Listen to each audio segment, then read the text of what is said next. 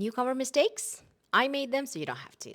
Welcome to August channel. I'm a newcomer from Mongolia, living in Canada about 4 years now. I share my mistakes here on this channel so you can learn from mine and so you don't repeat the same mistakes. Today I'll be sharing 4 things I wish I knew before buying a house in Canada. So let's get started. First thing you need to be aware of is this foreign buyers ban for Canadian housing. This ban will be extended till January 1st, 2027. So this ban does not apply to anybody who is permanent residents or Canadian citizens. So if you have those, you're good to go. But if you're a temporary resident looking to buy a house in Canada, just be aware of this ban. Things are changing, rules are constantly changing, so just double check with experts before you look for a house. But in this video, I'm assuming that you are already permanent residents or received your Canadian citizenship certificate, so you're good to go, and this ban does not impact you. So to be something to be aware of. So let's get started. Okay, so first lesson learned or first mistake that I learned is if you're thinking to switch jobs, do it after you get your mortgage approval, not before. So when my husband and I were looking to buy a house, we went to the mortgage broker, submitted our financial documents, and they gave us the pre-approved amount. They locked in the rate for us. We had 90 days to find a house with the locked rate. And during those 90 days, I got an offer from another company, better salary. It was a good deal, so I was like, great. I switched jobs, and then within those 3 months, we also found a house that we like, and we went back to apply for the mortgage and close the deal. And my mortgage broker was like, wait a second, you got a new job. Now you're on probation period, and it's different than when you got your pre-approval, which was correct. And I was like, what's the big deal? We got a higher salary, probably better for the approval. But apparently, if you are on a probation period, new job, or on a probation, it shows you as a high risk client, and that could impact your mortgage approval. Luckily, me and my husband applied for the mortgage for both of our income. So my husband did not change their job, so it was all good for our case, and we did get approved and all of that. But it was a key lesson. Like, if I knew that, I could have just accepted the job offer after getting my mortgage approval, which was totally doable. But I didn't know this, so just sharing my lesson learned. So if you do think you got a better offer, you want to switch your jobs, and if you're going through mortgage approval at the same time, just wait until you got your mortgage approval and then switch after. So you don't want to be on a probation period. You want to be in the same job, for at least a year, or not in probation when applying for mortgage. So that does impact your mortgage approval. So that is the first lesson learned. Second was car loan.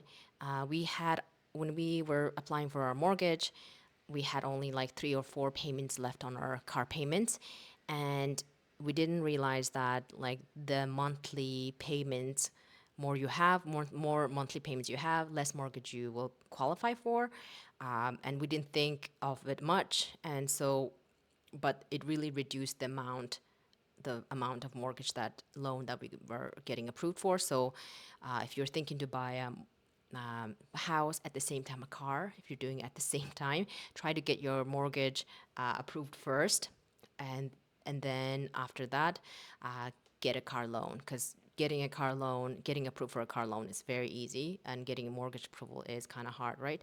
So do that after. But for our case, if we knew this information, how car payment really does impact your mortgage amount, approval amount, then we could have just, like, we had the money to just pay off that 4 remaining payments, and then when we apply, we wouldn't have that car payment in our monthly payment kind of financial document. So, but anyway, we should have done that, but we didn't know, so we just kind of went in it thinking like, oh, we already almost paid off, it's like it's not even a big deal. But it did get calculated within our kind of stress test, and then our amount was low. So if we knew this ahead of time, we could have just paid that last four payments are off. So, and when we applied, we could have gotten a much better deal and with our mortgage. So this is our second lesson learned. And then third key things lesson learned as a newcomer to prepare was our credit score. So you can use Borrowell or Credit Karma applications to check your credit scores. It's really critical that we build as a newcomer, we build credit history and in this country. So when you are as a newcomer, you don't have a lot of credit history. So as a student, you should start building your credit history and build that. And I've discussed this in my previous videos, so you can check that out. But anyway, so 300 till 900 score, you want to be at excellent or good. So if you are thinking to apply for a mortgage, aim for 680 plus. So you want to be in a good or excellent category. And by having a great score, it will give you a better interest rate, so lower interest for your mortgage, and you have a lot of lenders who are willing to loan you money. But if you have a below 680 bad credit score, then you don't have limited lenders. You will get really high interest rate and possible rejection. So make sure to start checking your credit, tracking your credit score, and building that before you apply, and hit the good or excellent score before applying for mortgage for better approval rates and amount. And then the last thing I wanted to know ahead of time was how much to save. I didn't understand that on top of the down payment, I do need a closing cost, and I didn't know how much that's going to cost. But anyway, so things to really understand is the down payment requirement in Canada. So if you're buying a cheaper house like us, under 500K, then you can do 5% a minimum down payment, and then from 500 till 999K price of a home, then you can do 5% of the first 500, and then anything remaining you can put 10% amount down, and then anything about 1 million, like a really richy house, then you have to put 20% minimum down payment. So let's say you are trying to buy a house that is 600,000 Canadian dollars, and then the down payment would be you do 5% of the 500K, which is 25K, and then remaining, 500 minus 600, that's 100. So in the remaining 100K, you put 10% of it, which is 10K. So total, you would need 35K as a down payment for the 600 as a bare minimum down payment. And then on top of that, you will need to have a closing cost. So when you do close the deal, you need to pay for legal, land transfer tax, appraisal fee, title insurance, home inspection, all that good stuff. That also costs money. So then you calculate this kind of rough estimate by 2 to 4%. I like to just make sure I have enough money. So then I calculate the highest percentage. So $600,000 house, 4% is 24K. So you would need 35 plus to 24. So you need both.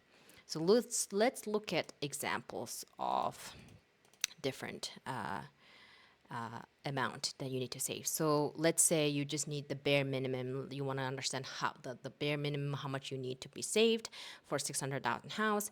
Minimum down payment, we just discussed, it's 35K. Closing costs at 4%, 24, and then it's 59. So because you did not, you put the bare minimum, you need this CMHC insurance. So the Canada Mortgage Housing Corporation, this insurance required when you buy a home with the down payment less than 20% of the purchase price. So it's an insurance that protects the lender, not you, and in case you default your mortgage. So this is an insurance you need to pay to protect the lender because you didn't put 20% down. You are a risky client, so you need to pay that. So that is the rough estimate if you just the bare minimum. Let's say if you want to you want to put 10% down, then out of the 600,000, 60K, closing cost at 4% out of the 600 is 24, and then you would need 84. Still 10% is not 20%, so you still need to pay for this insurance. And then down payment, let's say you put 20%, you need 120K, and then closing cost 24, and then you need 144K. And because you put 20% down on this case, you don't need this insurance. So this, you need to save at least down payment plus the closing cost, and then to save. And I wish someone told me this, so then I could have prepared much better when I was looking to buy a house and understand this insurance, and maybe wait until I had the 20% or whatever percent that I paid. And so, as a newcomer, the critical thing I wish someone told me was, when you are applying for a mortgage, don't change your job, don't be in a probation period. So you need to be in the same job for at least a year, or 6 months or a year. And then for car loans, it does lower the amount that you're going to get approved for. So maybe pay off your car loan first before you apply, or get the car loan after you get your mortgage. Credit score, keep on building it, and aim for good or excellent score, which is 680 plus. And then know that you need to have on top of your emergency fund. If you want to buy a house, make sure you understand that down payment cost plus the closing cost pretty much adds up quickly. So you need to save that much as well. So the once you have all of these, then when you're ready, contact your broker, mortgage broker, and start the process. And I wish you good luck, and I'll see you in the next video.